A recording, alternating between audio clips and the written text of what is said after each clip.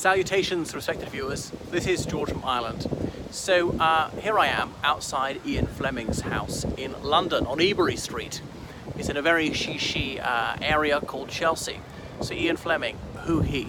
Well, he is best known as being the author of the James Bond novels.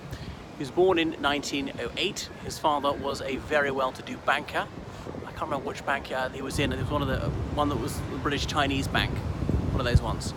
Anyway, Ian Fleming and his brother Peter, they both went to Eton, and his brother Peter was very involved in the Eton College Chronicle, as in the school's newspaper, which is why there's still the Peter Fleming Owl, an award for the best article in the Chronicle.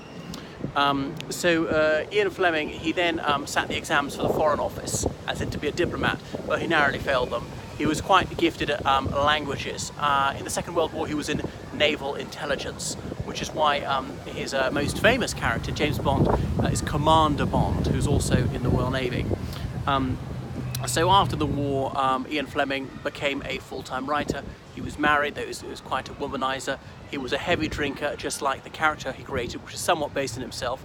And I remember one of his novels, I think it was Dr. No, he said, so-and-so had just smoked his 70th cigarette of the day. And he was a chain smoker as well. So you see photos of him, even though he died at the age of only 56, if I got that right, he had rather a run-old face. His face resembled a pair of testicles because of his hard living. What else about Fleming? He wrote those series of novels about Bond, and there's certain themes there, the Cold War, the struggle against communism, the difficulty in accepting the United Kingdom's reduced status. There were no longer three superpowers. The United Kingdom was not one of the big threes, and he's writing these mainly in the 1950s. There seems to be a bit of anti-Semitism in his character. The baddies are quite often Jewish. There's never a good Jewish character in his novels, I don't think. And there's plenty of smoking and drinking, plenty of violence, treachery, and I suppose that's what the world of espionage is like, backstabbing.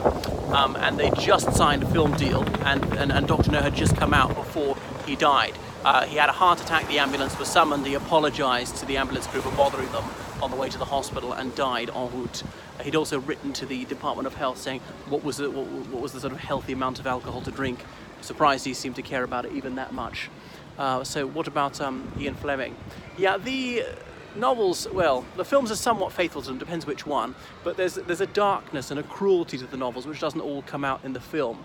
And Bond is more of a sanguine and affable character in the film scripts than he is in the pages of Fleming's novels. So don't be satisfied with the films, though fantastic though they are. Read the novels. They're certainly fast-paced, they're lyrical, and they're perhaps true to the life of the cloak and dagger world that is international espionage. So that is Ian Fleming. I believe after he died, the resident there was Sir Oswald Mosley, as in leader of the British Union of Fascists, but double check that one.